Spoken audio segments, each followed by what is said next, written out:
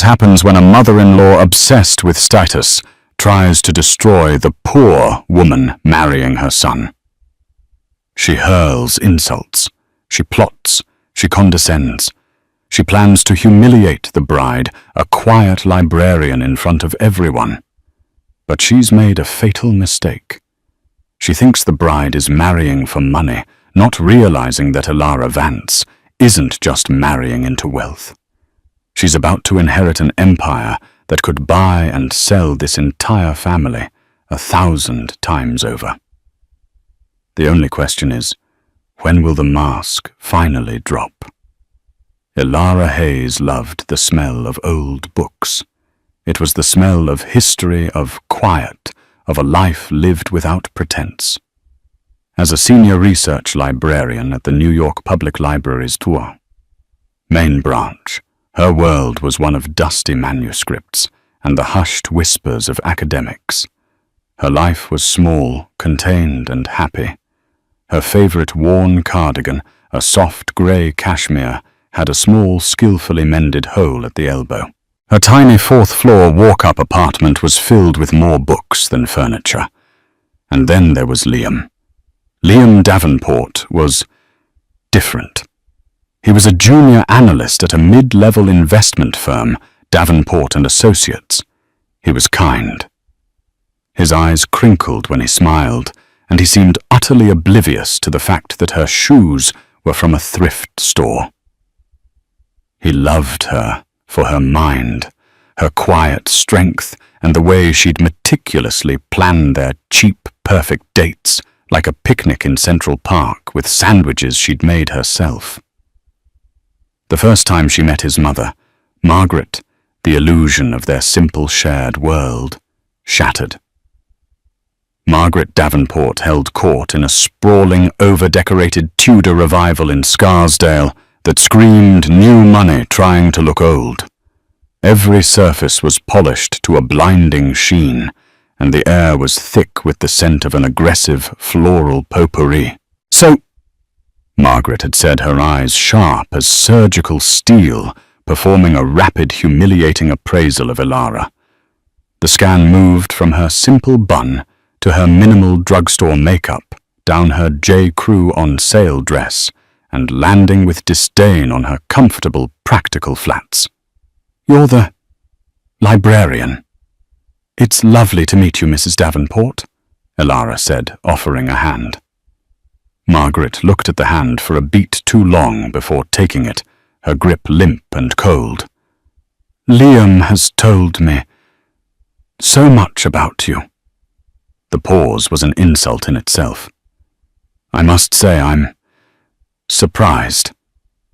"Mom," Liam said, a nervous laugh in his voice. "Elara is brilliant. She's the most well-read person I know." "Oh, I'm sure she is," Margaret said, guiding them not to the plush living room, but to a smaller, colder sunroom. "It's a wonderful hobby.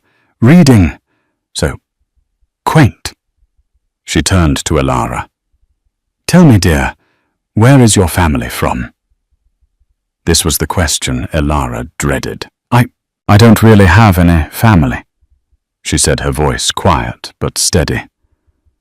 "I was raised by my grandfather. He passed away recently." "Oh." Margaret's eyes lit up, not with sympathy, but with the cold, bright light of calculation. "Orphan. No connections. No money." "My condolences. How difficult for you to be all alone. It's a good thing you found Liam. He has such a big heart. He's always taking in strays." Liam choked on his water. "Mom, that's not what I mean." "Oh, hush, Liam. It's a compliment." Margaret smiled a thin, red lipsticked slash. "It shows your character. You're charitable. Elara, you must be so proud of him, and so grateful." Elara just smiled a small, tight smile that didn't reach her eyes. She felt Liam's hand find hers under the table. He squeezed. "I'm here," the squeeze said. "I'm sorry." But Elara knew with a sinking, cold certainty that this was only the beginning. Margaret Davenport had appraised her, found her wanting, and declared a war. Elara had never asked to fight. What Margaret didn't know, what no one knew, was that the simple librarian sitting in her sunroom wearing a $40 dress wasn't Elara Hayes. Her full name was Elara Vance, and her recently deceased grandfather, the reclusive industrialist Theodore Vance, hadn't just left her a little something.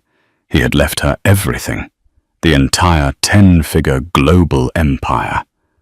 Vance Global Holdings, and the lawyer who handled the estate, Mr. Harrison, of the prestigious ironclad firm Sullivan and Cromwell, was just waiting for her call to finalize the transfer. A call she was delaying because for one brief, beautiful moment, she had wanted to be loved for being simply Elara. Liam proposed 6 months later on the Bow Bridge in Central Park. It was snowing lightly, the city noise was muffled, and he didn't have a big speech. He just looked at her, his eyes full of earnest, uncomplicated love, and said, "I don't want to live my life without your brain next to my brain, or your heart next to mine. Will you marry me, Elara?" She said yes, crying, and kissed him. The ring was modest, a simple solitaire he'd clearly saved for months to buy. Elara loved it more than she would have loved the Hope diamond. Margaret, upon hearing the news, went silent for a full 30 seconds. Then she let out a sound like a punctured tire. "Well, that's sudden. I suppose congratulations are in order. And then, we will be hosting an engagement party. This Friday, at the club."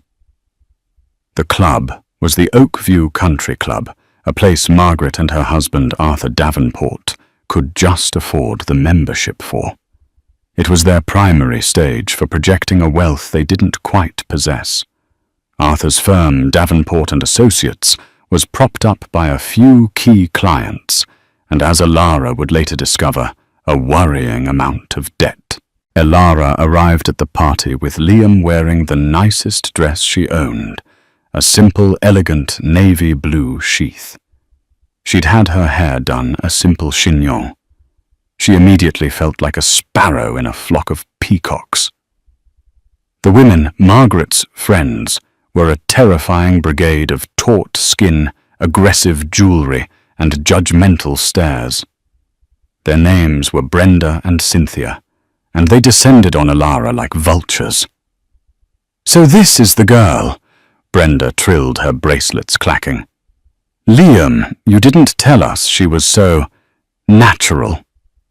"She's a librarian, Brenda," Margaret said, sweeping by with a tray of champagne. "They don't have time for things like highlights." But the true pièce de résistance of Margaret's cruelty was standing by the fireplace. "Oh, look!" Margaret cried with the false surprise of a bad actress. "Serafina!" "You made it." Serafina was, Elara noted with a dull ache, the physical opposite of her.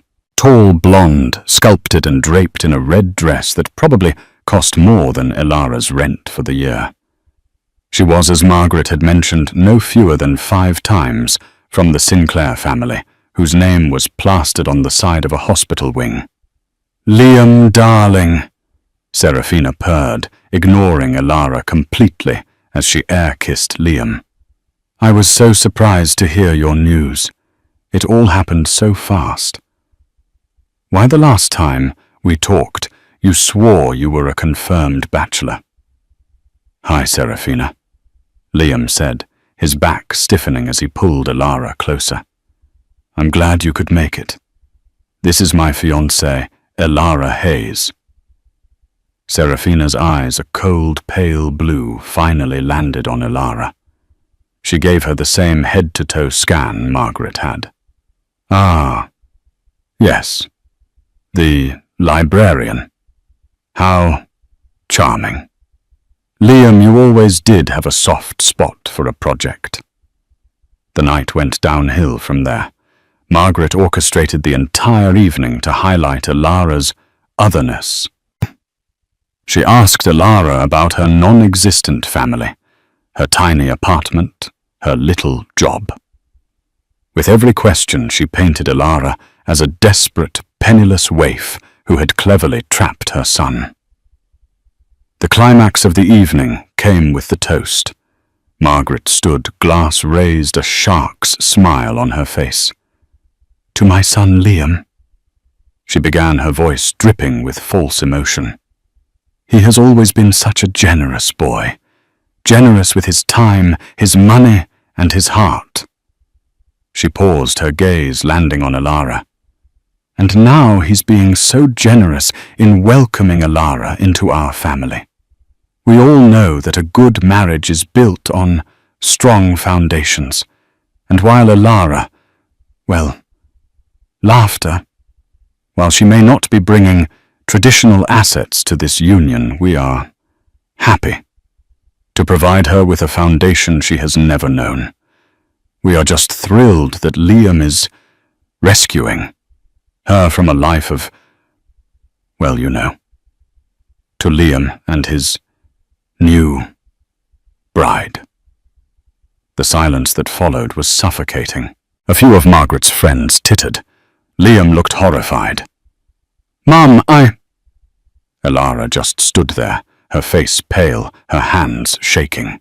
She had been publicly, expertly, and viciously branded. She was the charity case, the poor, lucky librarian who had landed the rich son. She turned, and without a word walked out of the room, leaving Liam calling her name, the sound of Margaret's triumphant fake laugh echoing in her ears.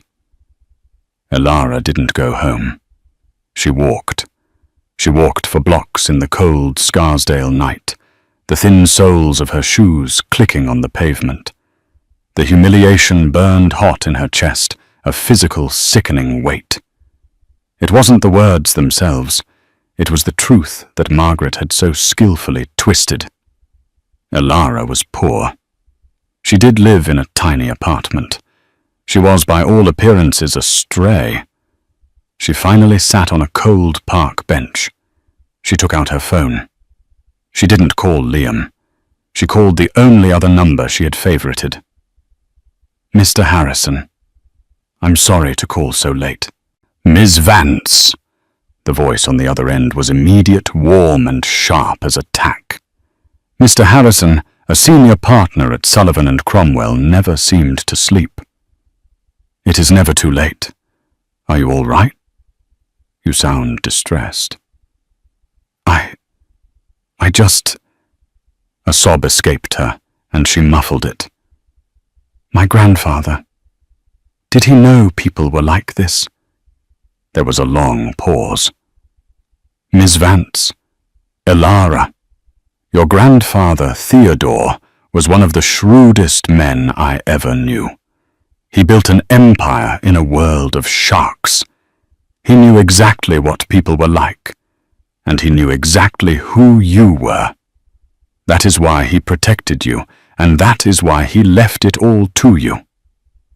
Alara thought of her grandfather, a gruff, brilliant, reclusive man. After her parents' early death, he'd raised her, but not in the lap of luxury. He'd raised her in a modest house in Queens, under the pseudonym Theo Hayes, insisting she work for her allowance, get a public library card, and take the bus. He taught her the value of $1, but more importantly, the value of not needing one.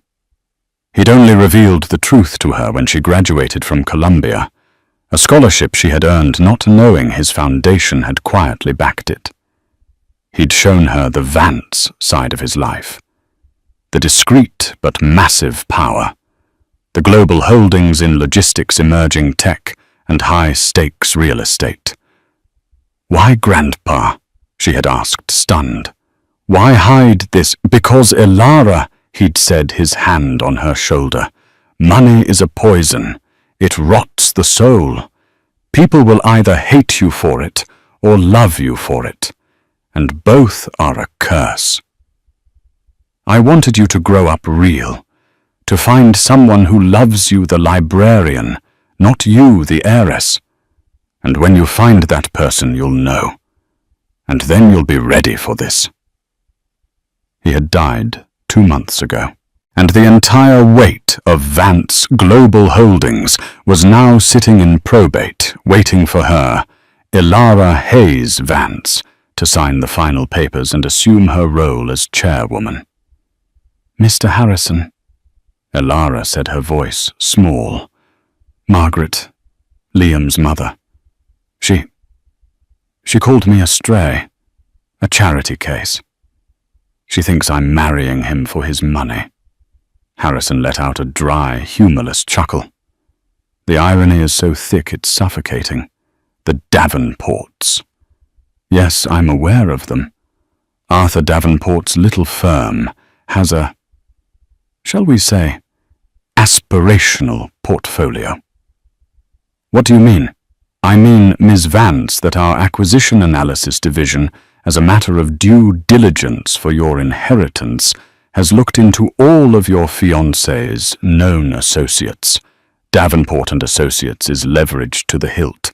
Their largest line of credit is held by Archard Private Bank." "So," Elara said, rubbing her cold hands together. "So," Harrison said, his voice hardening slightly.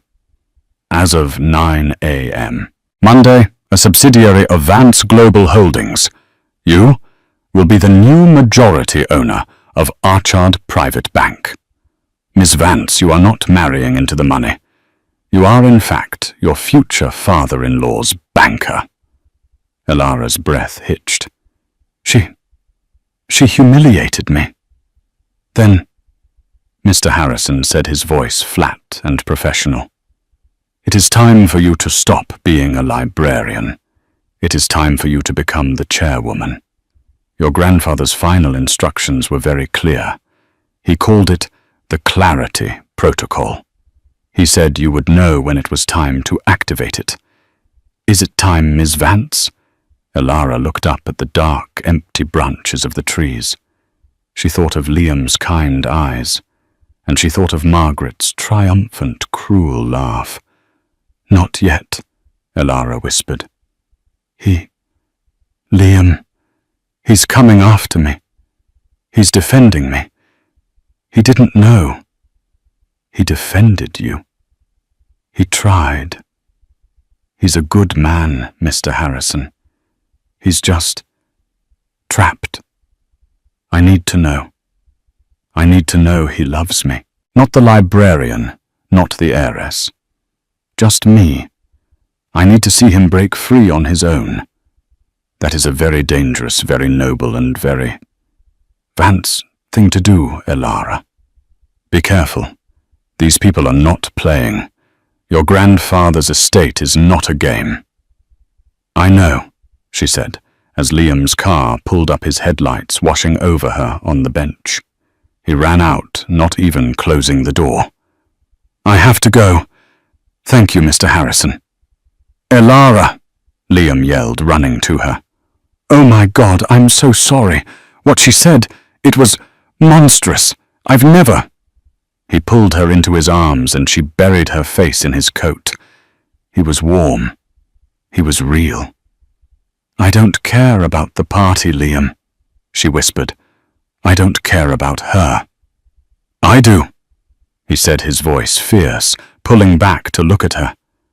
I told her if she ever speaks to you like that again, we're done. You and me. We can elope. We don't need them." Elara looked at his face, so full of love and genuine anger on her behalf. He is a good man, she thought, the warmth returning to her heart. Not yet, Mr. Harrison. He's worth the wait. The next 2 months were a cold war. Margaret, having been severely reprimanded by a terrified Liam and a pragmatic Arthur, who likely knew his son was marrying up, just not in the way he thought, retreated into a state of passive-aggressive martyrdom. She'd agreed to help with the wedding, which translated to hijacking every decision and turning it into a referendum on Ilara's background. A cash bar. Margaret had gasped, fanning herself when Ilara suggested a simple reception. "Ilara, dear, we are Davenports. We do not ask our guests to pay for their drinks. It's tacky. It's common. I just thought since we're paying for our half." "Oh, your half?" Margaret had sighed as if Ilara had suggested they hold the reception in a back alley. "Darling, Liam's half is by default our half, and we will not be serving kegs." The true battlefront, however, was the dress. Ilara had a simple request. She wanted to wear her mother's wedding dress. It was a simple vintage lace gown, timeless and beautiful. It just needed a few minor alterations. Margaret would not have it. "It's lovely, dear," she'd said, eyeing the dress at the seamstress's shop as if it were a dish rag. "But it's old and, well, a bit yellowed. Don't you want something new, something white?" "I like it," Ilara said firmly. "It's my mother's." "Yes," Margaret said, a fake, pitying tone entering her voice. "But you're a Davenport now, Ilara, or you will be, and the Davenports have a standard to maintain. People will be looking." Margaret, in a move of stunning aggression, scheduled an appointment at the Vera Wang flagship on Madison Avenue, just to look dear. Ilara went sensing the trap. Liam and Margaret were ushered into a private, plush viewing room. A smiling consultant brought out dress after dress, each one a froth of tulle and silk, each one costing more than Ilara's annual salary. "Now this," Margaret breathed as a model emerged in a gown that was more architecture than dress, "is a wedding. This is a statement." "It's beautiful," Ilara said honestly. "But it's not me, and it's 18,000. Price is just a number, darling." Margaret waved her hand. "When you're talking about the most important day of your life, it shows investment." Liam, sensing Ilara's discomfort, stepped in. "Mom, it's beautiful, but Ilara gets to choose her own dress. If she wants to wear her mother's, she will." Margaret's face tightened. The consultant, sensing the tension, quickly said, "Of course, perhaps something more classic." Ilara was saved by her phone buzzing, an urgent text from the library. She excused herself, stepping into the hallway. It was Mr. Harrison. Text meeting moved up. "Board of Archard Bank requests your presence. Tomorrow, 10 a.m., your first act as owner." Ilara's stomach flipped. This was real. Text can't. Wedding rehearsal. Text reschedule the rehearsal. This is a $400 million debt portfolio. They need to see the new chairwoman. Your car will be at your apartment at 9 a.m. Wear a suit. Ilara returned to the dress room, her mind miles away, her spine several inches straighter. Margaret was holding up a tiny, crystal-encrusted bodice. "Ilara, we thought this one was a perfect compromise." "No," Ilara said. The room went silent. "No," Margaret repeated, her voice dangerously sweet. "No, that's not my dress," Ilara said, her voice clear and strong. It was the first time she'd used the chairwoman voice. "My dress is at the seamstress. I am wearing my mother's dress. Thank you for your time." She looked at Liam. "I have to go. I'll see you at dinner." She walked out of Vera Wang, leaving Liam, Margaret, and a very confused consultant in her wake. Margaret was apoplectic. "What is with her?" she hissed at Liam. "Who does she think she is? Walking out like that. She's getting a little too big for her second-hand britches, Mum." Liam warned, his face dark. "I'm serious, Liam. This is what happens. You give them a taste of our life, and they get demanding. They think they're entitled. She's ungrateful. After all we're doing for her." "All you're doing," Liam snapped, "is trying to steamroll her. You're trying to turn her into you, and I'm not marrying you, Mum. I'm marrying her. It's her dress. It's her wedding. End of story." Liam stormed out, leaving Margaret alone in the room of white dresses, her face a mask of incandescent fury. The war was no longer cold. The night of the rehearsal dinner, the air at the Oakview Country Club was so thick with tension you could have cut it with one of the club's non-steak knives. Elara was wearing her mother's dress, now perfectly tailored. She looked radiant, and she knew it. Liam hadn't left her side, his hand a warm, constant presence on her back. Arthur Davenport looked nervous, constantly checking his phone and avoiding his wife's gaze. And Margaret was smiling. It was a new smile. It wasn't her fake social smile. It was a tight, triumphant, venomous smile. She was gliding around the room, greeting guests, her voice high and brittle. She looked like a predator that had just cornered its prey. "She's up to something," Elara murmured to Liam as Margaret tapped a fork against her champagne glass for yet another toast. "Let's just get through this," Liam murmured back. "Tomorrow we're married. Then we go to Hawaii, and I'm turning my phone off for 2 weeks. Everyone," Margaret trilled her voice, silencing the room. "Thank you all for coming. We are so excited for tomorrow. It's a merger of families, and as we all know, a good merger requires paperwork." A few people chuckled, confused. Arthur suddenly looked like he was going to be sick.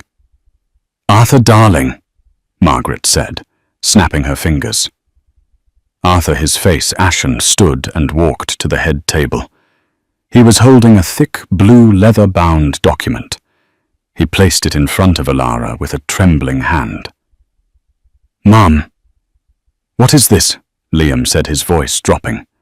"Just a formality, darling," Margaret said, her smile widening. "A prenuptial agreement. You know, just to protect the family. To make sure everyone's intentions are clear." Elara looked down. On the cover, in gold-embossed letters, it read, "Domestic Agreement, Davenport and Hayes." Liam's face went from confused to pale to a deep, blotchy red. "You didn't," he whispered, his voice shaking with rage. "Liam, it's standard practice," Margaret said, her voice turning sharp. "Seraphina's family had one all the Sinclair girls did. It just keeps things clean. Right, Arthur?" Arthur wouldn't meet his son's eyes. Elara, her hands perfectly steady, opened the document. Her eyes, trained from years of research, scanned the pages. She saw the clauses. Clause 4A. The wife, Elara. Hayes agrees that all assets, properties, and holdings of the husband, Liam Davenport, and of the husband's family, hereafter, the Davenport estate shall remain the sole and separate property of said estate in perpetuity, Clause 7C. In the event of marital dissolution, the wife shall be entitled to a one-time lump sum payment of $10,000 for each full year of marriage, capped at a maximum of $50,000. Clause 9B. The wife agrees in the event of dissolution to vacate any shared properties within 30 days and to make no further claim, public or private, upon the Davenport name or assets. It was a public, legal, and utterly devastating final insult. Margaret had in front of everyone put a price tag on her. $50,000. Elara looked up, her face blank. She met Margaret's victorious, glittering eyes. "Mum," Liam said. His voice was deathly quiet. Every person in the room was frozen. "You did this. You went to a lawyer. You typed this up. You planned to do this. Here. Tonight." "Liam, it's just business. You," Liam said, his voice rising, "are the most vile, toxic, manipulative." He was shaking. He looked at Elara, whose face was a mask of cold stone. "Elara," he said, don't sign it." "Oh, she'll sign it." Margaret sneered, her composure cracking. "She knows what side her bread is buttered on. She's not going to walk away from this." She gestured around the tacky room. "Over a little paperwork. She's a smart girl. She knows a good deal when she sees one. She's trading. Nothing. For everything." That was it. That was the moment, the final fatal error. Liam looked at his mother, and it was as if he was seeing her for the first time. The scales didn't just fall from his eyes, they shattered. He saw the cruelty, the obsession, the emptiness. He saw that she wasn't protecting him. She was using him. He picked up the heavy leather-bound document. "Liam, don't you dare!" He ripped it in half. Then he ripped the halves in half. The sound of tearing paper was the only sound in the room. He threw the pieces on the floor at his mother's feet. "You're done," he said to her, his voice low and vibrating with a finality that chilled the room. "You have been a poison in my life for years, and I let you. I let you hurt the only person I have ever truly loved, because I was weak, and because I was your son." He turned to the room. "The wedding is off." Elara's head snapped up. "No." "No, wait," Margaret said, her face draining of all color. "This was not part of the plan. Liam, don't be dramatic." "The reception is off," Liam corrected, his voice like ice. "The party at this club is off. My life with you is off." He turned to Elara. "Elara, I love you. I am so sorry. I will spend the rest of my life making this up to you. But we are not getting married here. And she, he pointed at his mother, is not coming. You're not invited." He took Elara's hand. "Let's go." "You'll be back," Margaret shrieked, her voice cracking the mask of the society matron gone, revealing the terrified, ugly woman beneath. "You'll crawl back. When she's bled you dry, you'll be back. She's a leech. Liam A. Gold. Digging. Leech." Liam and Elara didn't look back. They walked out of the room, leaving Margaret standing alone in a sea of torn paper and stunned silence. They were in Liam's car, parked in the club's lot. Liam's head was on the steering wheel. He was sobbing. Not loud, dramatic sobs, but the quiet, racking sobs of a man whose world had just been irrevocably broken. Elara, her own heart aching, just put her hand on his back. "I'm sorry," he choked out. "Elara, I'm so sorry. I can't even—" "Liam," she said, her voice soft. "Look at me." He lifted his head. His eyes were red, his face a mess. "I've ruined everything. Our wedding." "You didn't ruin anything," she said, taking his face in her hands. You saved it. You saved us. What you just did.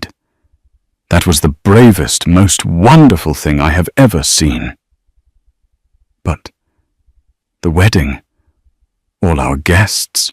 "It's just a party, Liam," Elara said. "We can get married at City Hall. We can elope.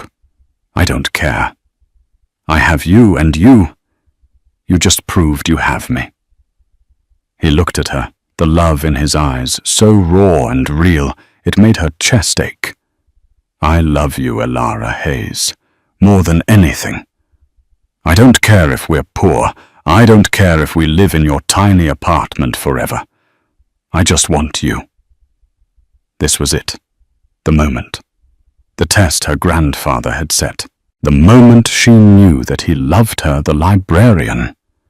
He had stood up to the dragon. He had chosen her, even when he thought she had nothing. "I love you, Liam Davenport," she said, and kissed him. "But we're not going to City Hall."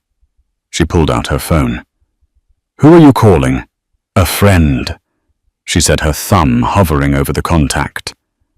"A wedding planner of sorts. Liam, do you trust me?" "With my life," he said without hesitation. She smiled a true, brilliant smile. "Good, because our wedding is still on for tomorrow. It's just had a significant venue change and a guest list update." She pressed the call button. "Mr. Harrison," she said, her voice dropping into a register Liam had never heard before. It was crisp, clear, and brimming with absolute authority. "It's Elara." She paused, listening. "Yes, he did. He's a good man." Another pause. "Yes," she said, her eyes glittering in the dark. "It's time. Activate the Clarity Protocol. Full press. I want the Wall Street Journal, the Financial Times, Bloomberg, everyone. And I want the board of Archard Bank. Tomorrow, 10 a.m., the St. Regis Astor Ballroom." Liam was staring at her, his mouth open. "Elara." "What?" She held up a finger, still listening to Harrison. "Yes. Send the jet for the Paris partners. I want them here." "And Harrison?" "Yes," she said, a small, dangerous smile playing on her lips. "Send an invitation to Margaret and Arthur Davenport. Use my full name. I want to make sure they're there." She hung up. She turned to a completely bewildered Liam. "Elara? Hayes? What is going on? Who is Mr. Harrison? What's the St. Regis? What is Archard Bank?" "Archard Bank," Elara said, taking his hand, "is the bank that holds your father's debt. And Mr. Harrison is my family's lawyer. And my name isn't Elara Hayes." She took a deep breath. "It's Elara Vance. My grandfather was Theodore Vance. And well, Liam, I'm the new chairwoman of Vance Global Holdings." The Astor Ballroom at the St. Regis was not a room. It was a statement. Gilt-encrusted ceilings, antique crystal chandeliers, and walls draped in silk. It was a place designed for the declaration of dynasties and the ruin of empires.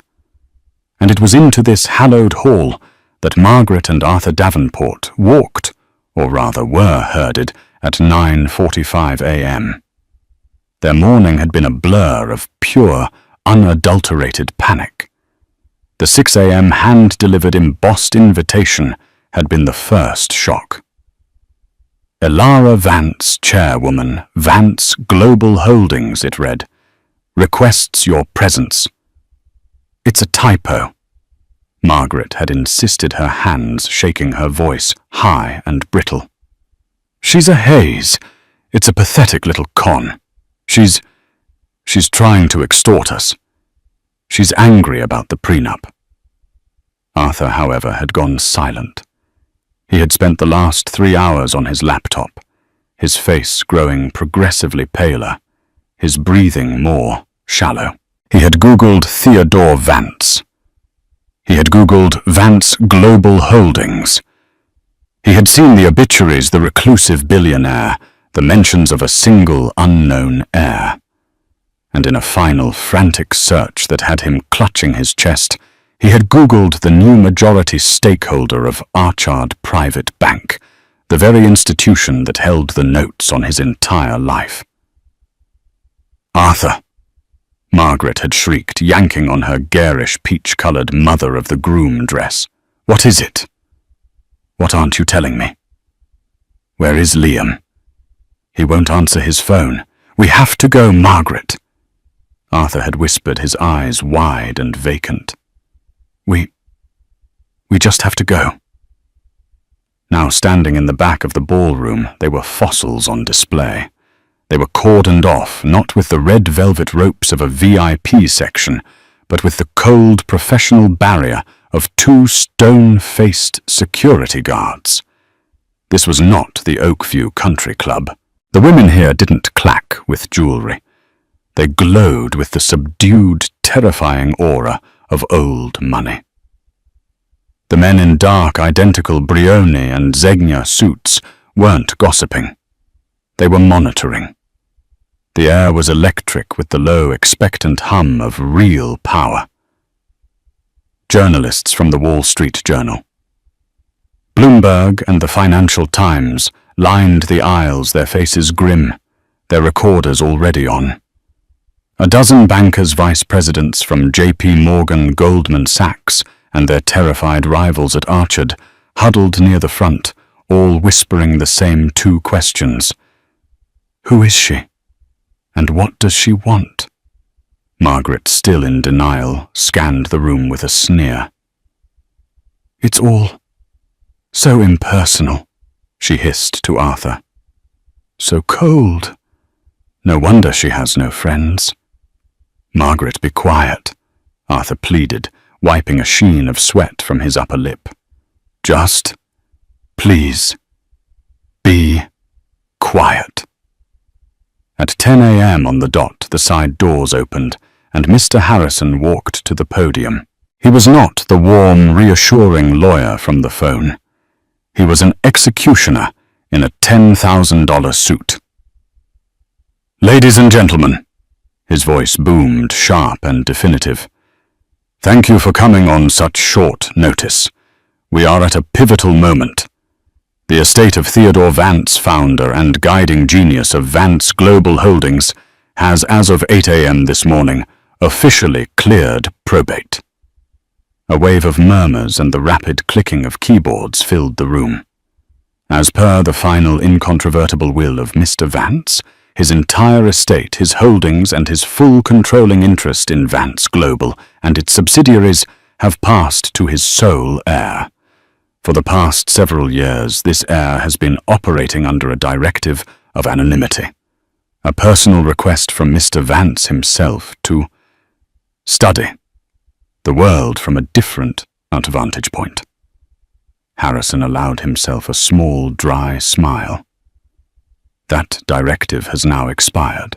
It is my profound personal and professional honor to introduce to you the new undisputed chairwoman of the board of Vance Global Holdings, Ms. Elara Vance. The main doors at the back of the ballroom swung open, and Elara walked in. It was, Margaret thought, as if a bomb had gone off. The light in the room seemed to change, bending toward the woman who had just entered. 100 camera flashes ignited at once, a rolling thunder of strobes that illuminated her path. This was not Elara Hayes. This was not the quiet, mousy librarian in the mended grey cardigan. This was not the girl who blushed and looked at her second-hand shoes. This was a queen. She was wearing a custom-tailored cream-coloured silk wool suit by Armani Privé. It was not a dress. It was armour. Her hair, which she'd always worn in a soft, messy bun, was pulled back into a sleek, severe chignon that exposed the elegant line of her throat and the sharp, intelligent planes of her face. She wore no jewelry, save for a pair of simple diamond studs and a slim gold Cartier tank watch on her left wrist. Her walk was the most terrifying part. She didn't scurry. She didn't hurry. She strode. Her heels clicked on the marble floor with a slow, deliberate, metronomic rhythm, a countdown. Her eyes, which Margaret had always dismissed as mousy, were now cool, appraising, and utterly terrifyingly calm. They were the eyes of her grandfather, and beside her, walking in step, his face a mask of awe, terror, and incandescent pride, was Liam. He too was transformed. Gone was the rumpled J. Crew analyst. In his place was a man in a perfectly tailored midnight blue Tom Ford suit, a welcome gift from Mr. Harrison's team that had been waiting in the hotel suite they had decamped to after the disastrous rehearsal. He looked, Margaret realized with a sickening lurch, like he belonged with this creature. His hand was not on Elara's back in a gesture of protection. His hand was in hers, and she was leading him.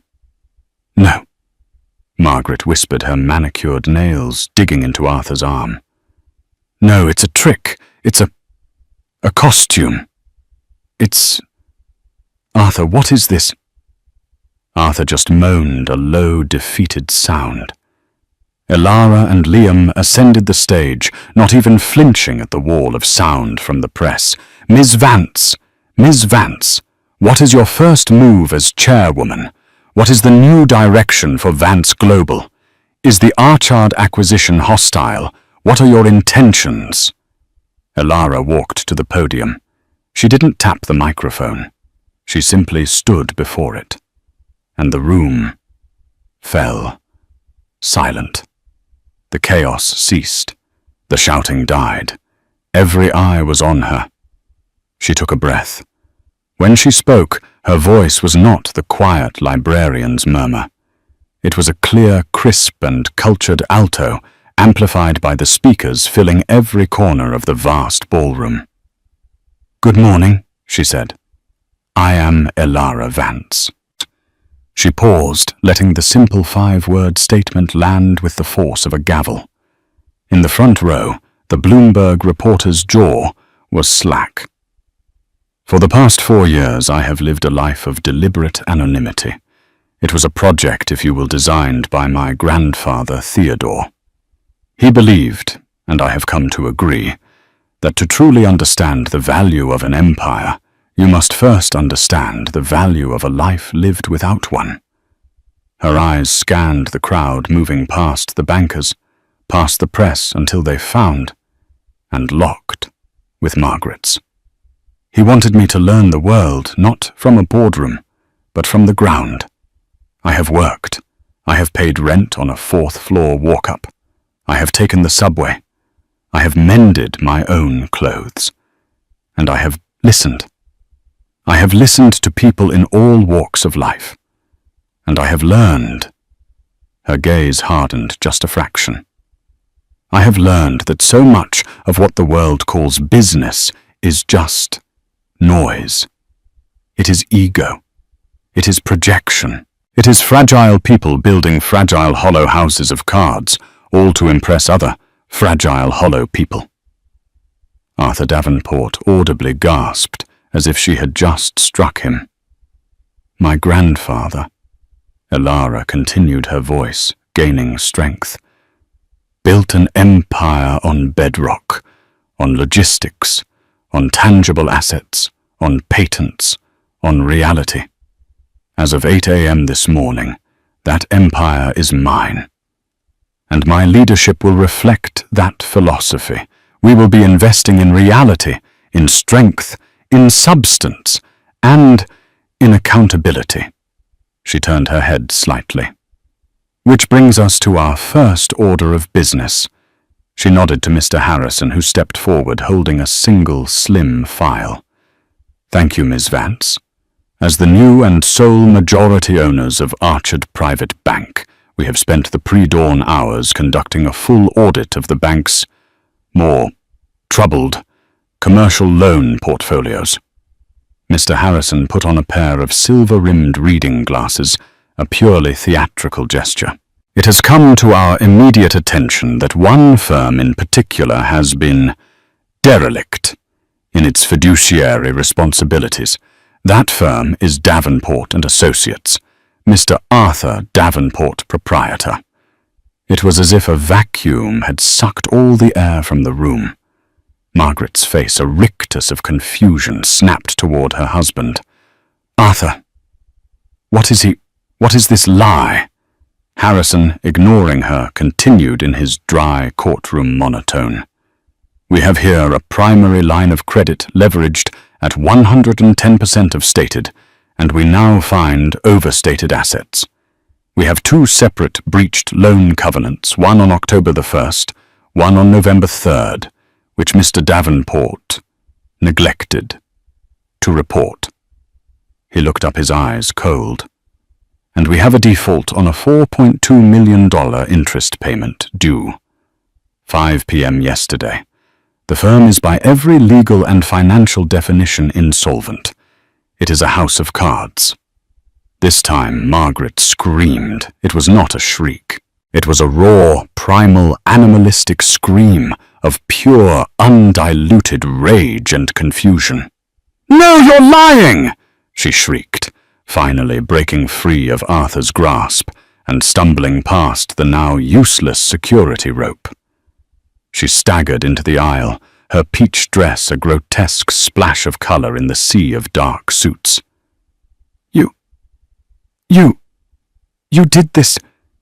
She pointed a shaking, red-nailed finger at Elara. "You tramp, you librarian, you're nothing, you're a con artist. Arthur, tell them she's a leech. She seduced my son, she planned this. She's a gold-digging, horrible." The word died in her throat. Two large security guards had moved in, each taking one of her arms. "Ma'am, you need to—" Elara held up a single calm hand. The guards froze. They, like everyone else in the room, were now hers to command. Elara picked up the wireless microphone from the podium. She stepped away from the lectern, walking slowly, deliberately, to the very edge of the stage, until she was standing directly above the woman who had for 6 long months made her life a living hell. Margaret stared up her chest, heaving her face a blotchy, tear-streaked ruin. Her eyes wild with a hatred that was now indistinguishable from terror. "Me." Elara's voice was quiet, almost conversational, but the microphone made it an intimate, terrifying thunder. "Did I do this, Margaret?" She took a step closer. "Did I sign your husband's name on loans he knew he could never repay? Did I spend a decade living a lie, funding your country club memberships and your Vera Wang fantasies on borrowed money? Borrowed time, just to impress people you despise?" Elara's voice dropped. "You have been appraising me for 6 months. You've been worried about my background, my assets, my intentions. You, who live in a house of lies. You, who are and have always been a charity case." Margaret gasped a ragged, wet sound, as if she'd been physically struck. Elara had just used her own venomous words against her. "You were right about one thing, Margaret," Elara continued, her voice now cold and final. "A good merger does require paperwork. It requires clarity. As of this moment, the debt on your firm is called. The debt on your home is called. Vance Global is foreclosing. As of now. No. My house," Margaret whispered, her fight gone, replaced by a horrifying, hollow void. My Everything. You can't. I can, Elara said simply. But I'm a generous person. She looked back at Liam, and her face softened just for a second. Liam gets that from me, I think. And I don't want to leave you with nothing. That would be tacky. It would be common. She walked back to the podium past the stunned, silent Liam.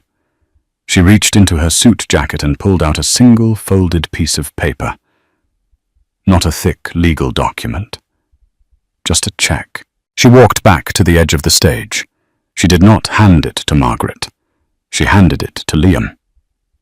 Liam, his face carved from granite, looked at the check, then at Elara. A flicker of understanding of shared terrible justice passed between them. He nodded once. He walked down the steps. He walked past his father, who was now weeping silently into his hands. He stood in front of his mother. She looked up at him, her eyes pleading the last vestiges of her maternal authority, desperately trying to find purchase. Liam, baby, please, she's a... You're done, Mum. Liam said, his voice flat, dead, and utterly final. He held out the check. Margaret's shaking hands took it. Her eyes blurred with tears and mascara tried to focus. It was a cashier's check, drawn from Archard Private Bank, made out to Margaret Davenport. In the memo line, in full satisfaction of all claims. And the amount in crisp digital print, $50,000, Margaret's brain stalled. It tried to process the number. $50,000. The exact, insulting, humiliating, devastating sum. The price she had put on Elara. The cap on her worth. It was now being offered as her total, final, and pathetic severance. The irony was so complete, so suffocating, it broke her. Her knees, her spine, her very soul gave way. She didn't faint. She collapsed. A ragged, ugly sob tore from her throat as she crumpled onto the priceless St. Regis carpet, the check fluttering from her limp hand. The room was utterly, profoundly silent. The journalists had forgotten their questions. The bankers had forgotten their stock prices. They had just witnessed a public execution. Elara watched for one long, cold beat. Then she turned. She walked back to Liam, who was already ascending the stairs, and took his hand, pulling him up to her level. She faced the press, her composure perfect. Her voice was clear, all business once more. Mr. Harrison will handle the details of the Davenport and Associates restructuring. As for me, she turned and smiled at Liam, a real, warm, brilliant Elara smile, a smile that flooded her face with a light the cameras had missed. I have a wedding to attend. My real wedding. She looked back at the stunned room. Thank you, ladies and gentlemen. That will be all. Hand in hand they turned. They didn't run. They walked. They walked off the stage through the side door, where a black Rolls-Royce was waiting, leaving the flashbulbs, the shouting, the financial ruin, and the ruins of Margaret Davenport behind them. In the end, Margaret's cruelty wasn't just a private humiliation. It was a catastrophic business mistake. She tried to insult the poor bride, not knowing she was standing in the way of the one person who held her entire fragile world in her hands. Elara and Liam were married that afternoon, not at the St. Regis, but on the lawn of her grandfather's, now her private estate in the Hamptons. It was small. The only guests were Mr. Harrison and the few old friends who had loved Elara when she was just a poor librarian. As for Margaret, she took the check. She had no choice. She and Arthur disappeared, moving to a small condo in Florida, their names erased from the New York society pages. Elara, as her first act, didn't destroy Davenport and Associates.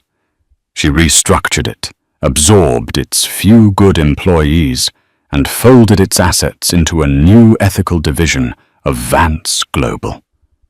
She didn't just win, she changed the game. Thank you for listening to this story. It just goes to show that you should never ever judge a book by its cover, or a bride by her second-hand shoes. Sometimes the quietest person in the room is the one holding all the cards. If you loved this story of drama twists and sweet, sweet karma, please show your support. It helps us so much. Don't forget to hit that like button. Share this video with someone who needs a good story. And most importantly, subscribe to the channel so you never miss an update. And we want to hear from you. What would you have done if you were Elara? Let us know in the comments below. We read every single one. Thanks for watching, and we'll see you in the next story.